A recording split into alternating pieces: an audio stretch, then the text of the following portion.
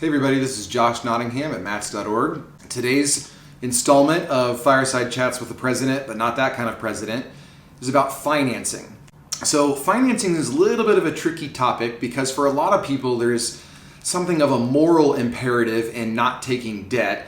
So we're not really going to speak to that. And I know Dave Ramsey has a lot of content on that. If you would like to be convinced that debt is necessarily a bad thing, we have a little bit different perspective, and let me see if I can explain that. Car markets are a little bit of a funny thing where they have somewhat what we might call pockets where supply and demand gets a little funky. And I think the best example I can give of that are really round numbers. So say that's $10,000 or $20,000. And what most people who are somewhat anti-debt do is they save a certain amount of money and they lock in that that's the amount of money they're going to spend on that car and not a penny more, which is fine. But I do think it's worth thinking about what that means when that number happens to be a fairly common round number, such as $10,000 or $20,000. As you can imagine, that creates a glut of demand around that particular price range. So for example, there are a lot more people looking for a $10,000 car than there are a $12,000 car.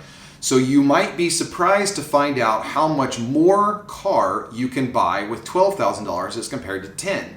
While I do think people should be cautious with taking on debt, and I think there are certainly certain personality types that need to be very, very cautious, in general, debt is actually a way on a used vehicle to make your dollar stretch further to where you can get a better car for your money. For example, if you can get a car for $14,000 that will last 7 years, but if you're going to spend $10,000, you're going to get a car that's going to last 2.5 years, that doesn't make any sense. And financing is a very easy tool to help you stretch those dollars further.